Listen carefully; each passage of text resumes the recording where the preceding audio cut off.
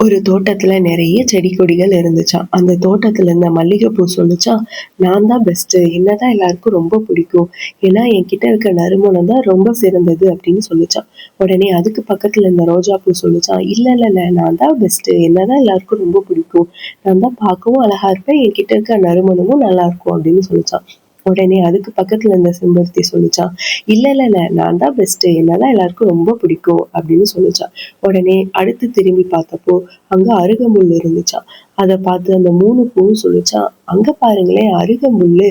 அதுகிட்ட எந்த ஒரு ஸ்பெஷலுமே கிடையாது. வெறும் ஆடு மாடு மேயறதுக்கு மட்டும் தான் லாய்க்கு அப்படின்னு அத கேலி பண்ணி சிரிச்சாங்களாம். அப்போ அந்த பக்கமா வந்த பொண்ணு அந்த மல்லிகை பூவ பறிச்சு தொடுத்து தன்னோட தலையில வச்சுக்கிட்டாளாம். அந்த ரோஜா பூவ பறிச்சு தன்னோட தோழிக்கு குடுத்துட்டாளாம். அந்த செம்பருத்திய பறிச்சு தான் வீட்டுக்கு முன்னாடி இருந்த கோலத்துல வச்சுட்டாளாம்.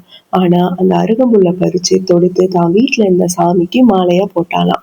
அப்பதான் புரிஞ்சுச்சாம் அந்த 3 பூக்கும் ஒருத்தவங்களோட உண்மையான மதிப்பு தெரியாம என்னைக்கும் நடந்துக்க கூடாது அப்படின்னு சொல்லிட்டு. அதே மாதிரி இது ஒரு சாதாரண கேசரியா இருந்தாலும் இதோட சுவையும் தரமும் தி பெஸ்ட்டா இருக்கும்.